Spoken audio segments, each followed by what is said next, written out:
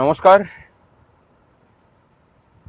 আজকের ফেসবুক লাইভে আপনাদের সকলকে স্বাগত জানাচ্ছি। আজকে একটা বিষয় নিয়ে সারা দিন ধরে শিক্ষক মহলে তীব্র উৎকণ্ঠা ছড়িয়েছে এবং বিভিন্ন ধরনের বিভ্রান্তি তৈরি হয়েছে। বিভ্রান্তিটা হলো যে যেসব স্কুলে শিক্ষক শিক্ষিকাদের সারপ্লাস আছে, সারপ্লাস মানে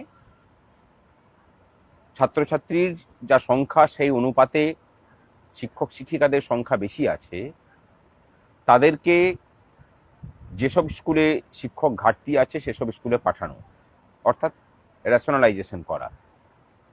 এখানে একটা পয়েন্টে উল্লেখ করা হয়েছে যে সারপ্লাস বলতে কে হবেন না, সারপ্লাস হচ্ছেন যে সেই স্কুলের প্রধান শিক্ষক বা টিআইসি মানে টিচার ইনচার্জ বাদ দিয়ে যিনি থাকবেন সব থেকে সিনিয়র মোস্ট, তাকেই সারপ্লাস ধরে তাকে বদলি করতে হবে।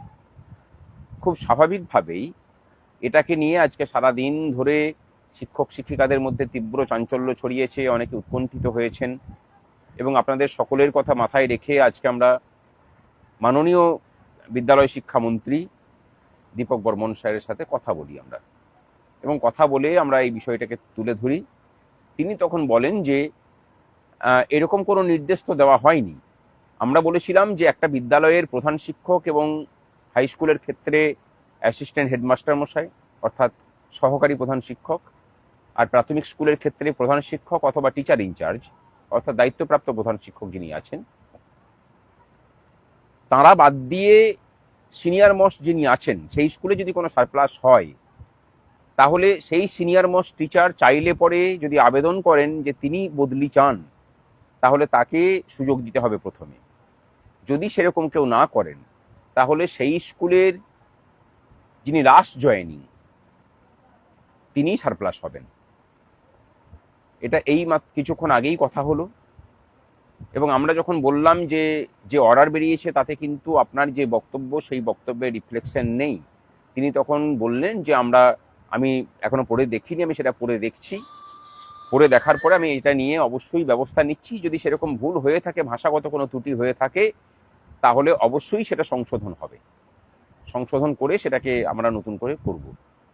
আমরা তখন বলি যে হাই স্কুলের ক্ষেত্রে যে নতুন নিয়োগ হবে, সেখানে পুরাতন শিক্ষক শিক্ষিকাদেরকে যদি বদলির সুযোগ দেওয়া যায়, জেনারেল ট্রান্সফার করা হলো এবং সেই ফাঁকা জায়গাতে যদি নতুনদের নিয়োগ দেওয়া হয়, এবং প্রাথমিকের ক্ষেত্রে 2010 সালের বহু শিক্ষক শিক্ষিকা, যেমন পশ্চিম মেদিনীপুর এবং ঝাড়গ্রাম যখন ভাগ হয় তখন তারা জেলা ট্রান্সফার পাননি, বর্ধমান যখন ভাগ হয় তখন তারা জেলা ট্রান্সফার পাননি, আলিপুরদুয়ার এবং জলপাইগুড়ি যখন ভাগ হয় তখন তারা জেলা ট্রান্সফার পাননি, কোচবিহার মুর্শিদাবাদের মধ্যেও মুর্শিদাবাদ এবং নদিয়ার মধ্যেও এরকম বহুজন শিক্ষক শিক্ষিকা আছেন যারা 2010 সাল থেকে বদলি পাননি বা তার আগের সময় থেকে।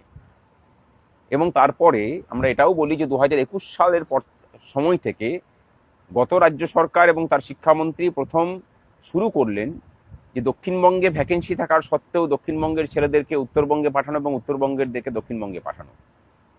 তা আমরা রিকোয়েস্ট করছি যে আগে জেনারেল বদলি করে দেওয়া হোক, সেখানে সারপ্লাস এসব না দেখেই বদলি করা হোক, তাদেরকে সুযোগ দেওয়া হোক যারা অন্য জেলাতে পড়ে আছেন, এবং সেই যে ভ্যাকেন্ট পোস্ট সেখানে নতুনদের নিয়োগ দেওয়ার কথা আমরা বলি। এবং সেক্ষেত্রে যদি প্রয়োজন পড়ে তাহলে এটা করা যেতে পারে যে যতক্ষণ পর্যন্ত না সেখানে নতুন কেউ এসে জয়েন করছে তিনি রিলিজ পাবেন না, তার বদলির অর্ডারটা হয়ে থাকলো, সেখানে নতুন পোস্টিং হলো, তারপরে তাকে রিলিজ করা হলো, সেই শর্তেও আমাদের শিক্ষক শিক্ষিকাদের কোনো অসুবিধা নেই। তা তিনি বলেছেন যে হাই স্কুলের ক্ষেত্রে যে সময়টা লাগবে সেই সময় আমাদের হাতে নেই, এত দ্রুত সেটা করা সম্ভব নয়, কারণ সেখানে বদলির ক্ষেত্রে তো অনেক জটিলতা আছে, সেটা আপনিও জানেন। প্রাথমিকের ক্ষেত্রে আমরা সেটা করতে পারি এবং আমরা সেটা নির্দেশ দেব যাতে করে এই কাজটা করা যায়। আমরা আশা করছি যে এই কাজটা শিক্ষা দপ্তর করবে। তিনি বলেছেন যে আমরা যেই কাজ করব সেটা দপ্তরের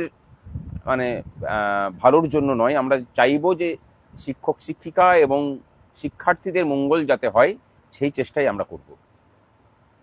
শিক্ষা দপ্তরের এই যে দৃষ্টিভঙ্গি, বিশ্বাস করুন সেই দৃষ্টিভঙ্গি কিন্তু আমরা কোনোদিন দেখিনি। উস্তি ইউনাইটেড প্রাইমারি টিচার্স ওয়েলফেয়ার অ্যাসোসিয়েশনের পক্ষ থেকেও আমরা এই বক্তব্য তাকে তুলে ধরেছি। আজকে সারাদিন থেকে প্রাথমিক শিক্ষকদের মধ্যেও এটাকে নিয়ে বিভ্রান্তি ছড়িয়েছে। আমরা এটাও বলি যে গতকালকেই হয়তো একটা ভার্চুয়াল বৈঠক এডুকেশন কমিশনারের সাথে বিভিন্ন জেলার ডিআইদের হয়েছে। সেখানে কিন্তু তিনি ভার্বালি বলেছেন যে যিনি স্কুলের সিনিয়র মোস্ট তাকেই বদলি করতে হবে এবং সেই অনুযায়ী কাজকর্ম করছেন। সুতরাং আপনাকে ইমিডিয়েটলি হস্তক্ষেপ করতে হবে এবং হস্তক্ষেপ করে এই সমস্যার সমাধান করতে হবে। তিনি কথা দিয়েছেন, আপনারা নিশ্চিন্ত থাকুন, সংগঠন আছে, আমরা আছি যখন, তখন কোনো অন্যায় এত সহজে হবে না। আশা করি সেটা ঠিক হবে।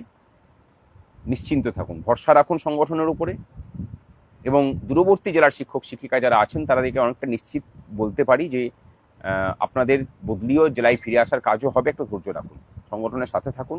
আর যারা চাকরি প্রার্থী আছেন 2022 সালে টেটে যাদের নিয়োগ প্রক্রিয়া থমকে আছে, আমরা সেটা নিয়েও বলি, সেটার কাজও খুব তাড়াতাড়ি শুরু হবে। ভালো থাকবেন সকলে।